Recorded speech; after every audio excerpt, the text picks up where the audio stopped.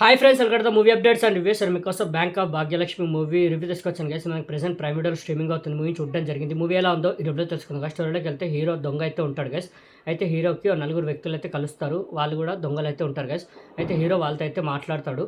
మనం కూడా వేరే మనుషుల్లాగా నార్మల్ లైఫ్ని లీడ్ చేద్దాం, మనం కూడా ఫ్రెష్ లైఫ్ని స్టార్ట్ చేద్దాం, ఒక మంచి లైఫ్ని స్టార్ట్ చేద్దాం, కానీ ఒక్క రాబరీ చేద్దాం, ఒక పెద్ద రాబరీ చేసి దాని వచ్చిన డబ్బుతోటి మనం మంచి లైఫ్ని స్టార్ట్ చేద్దాం. ఇక్కడ నుంచి ఒక లాస్ట్ అండ్ ఫైనల్ ఒక పెద్ద రాబరీ చేసి మనం ఇక్కడ నుంచి మంచి లైఫ్ని స్టార్ట్ చేద్దాం, మనం కూడా పెళ్ళిళ్ళు చేసుకొని మన భార్య పిల్లలతో సంతోషంగా ఉందాం అని వాళ్ళైతే అనుకుంటారు గైస్. అలా వాళ్ళని కన్విన్స్ చేసి హీరో అయితే ఒక పెద్ద రాబరీ అయితే ప్లాన్ చేస్తాడు. ఒక బ్యాంక్లో రాబరీ చేయడానికి అయితే వాళ్ళైతే వెళ్తారు గైస్.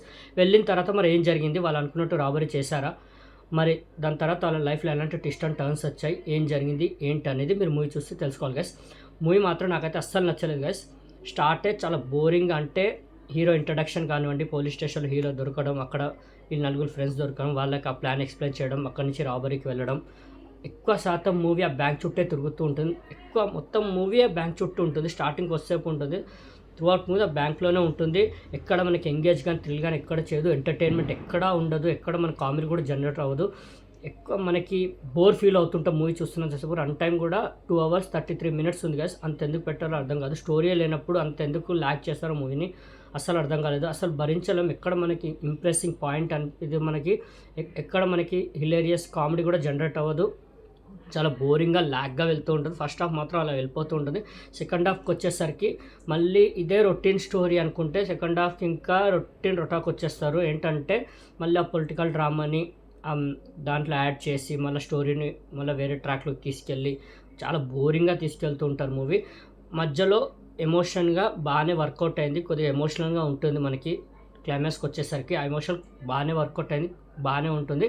అక్కడ చిన్నగా మనకి ఇంప్రెసింగ్గా అనేది అనిపిస్తుంది. ఆ పాయింట్ ఏదైతే వాళ్ళు ఎమోషన్ వర్కౌట్ చేద్దాం అనుకున్నారో ఆ పాయింట్ ఏదైతే ఉందో అది బాగానే ఉంటుంది.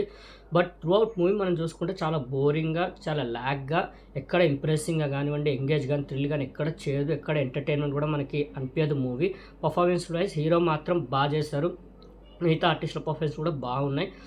ఇలాంటి మూవీ తీసుకున్నప్పుడు మనకి ఎంటర్టైన్మెంట్ అందివ్వాలి, అంటే మనకి కామెడీ అనేది జనరేట్ అవ్వాలి. వాళ్ళు చేసే రాబరీ ఏదైతే ఉంటుందో అక్కడ కామెడీని జనరేట్ చేసుకోవాలి. ఎందుకంటే మూవీ ఎక్కువ శాతం బ్యాంక్లో ఉండడం వల్ల మనము కంపల్సరీ బోర్ అనేది ఫీల్ అవుతాం. ఎందుకంటే ఒక్క చోటు ఉండడం వల్ల అక్కడే మనకి కామెడీ అనేది ఎక్కువ జనరేట్ అయ్యి ఉంటే మూవీతోటి మనం కనెక్ట్ అయ్యి హిలేరియస్గా ఎంజాయ్ చేసేవాళ్ళం, అక్కడే ఎంగేజ్ కానీ థ్రిల్ చేస్తుంటే మూవీకి మనం కనెక్ట్ అయ్యేవాళ్ళం. బట్ మూవీ ఎక్కడ మనకి ఇంప్రెస్ కానీ ఎంగేజ్ కానీ చేయదు, థ్రిల్ ఎక్కడ అనిపించదు, కామెడీ కూడా పెద్దగా ఇంప్రెసింగ్ ఏం అనిపించదు.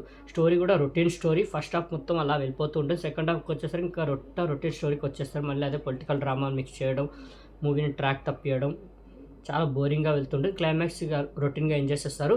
బట్ ఏదైతే ఎమోషన్ మధ్యలో క్లైమాక్స్కి వచ్చేసరికి ఎమోషన్ ఏదైతే ఉంటుందో అది బాగానే అనిపించింది, ఆ కోర్ బాగానే ఉంది. అంతే తప్ప మూవీ ఎక్కడ మనకి ఇంప్రెసింగ్ అయితే అనిపించదు గైస్.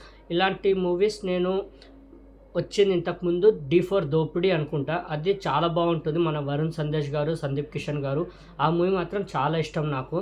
అలా ఉంటుందేమో అనుకుని స్టార్ట్ చేశాను. మూవీ మాత్రం అసలు ఇంప్రెసింగ్ అనిపించలేదు గైస్. నాకైతే పెద్దగా వర్కౌట్ అవ్వలేదు. నేనైతే మీకు రికమెండ్ చేయను, చూడొద్దని చెప్తాను గైస్. సిమ్కి నేచర్ రేటింగ్ కదా 5కి 1.5. అది కూడా ఏదైతే నేను క్లైమాక్స్కి వచ్చేసరికి ఎమోషన్ ఏదైతే ఆ కోర్ ఏదైతే రాసుకున్నారో ఎమోషన్ సీన్స్ ఏదైతే ఉన్నా అది బాగుంది. పర్ఫార్మెన్స్లు బాగున్నాయి, హీరో చాలా బాగా చేశారు. అంతే తప్ప మూవీలో చెప్పుకోవడానికి ఏం లేదు గైస్. చాలా బోరింగ్ అనిపించింది నాకైతే, అసలు భరించలేము మూవీని. నేనైతే రికమెండ్ చేయను, చూడొద్దని చెప్తాను guys. Okay, bank of Bhagyalakshmi movie review మీకు నచ్చిందని అనుకుంటున్నాను గైస్. మరిన్ని మూవీ అప్డేట్స్ కోసం అండ్ రివ్యూస్ కోసం please like and subscribe movie updates and reviews guys. Thank you.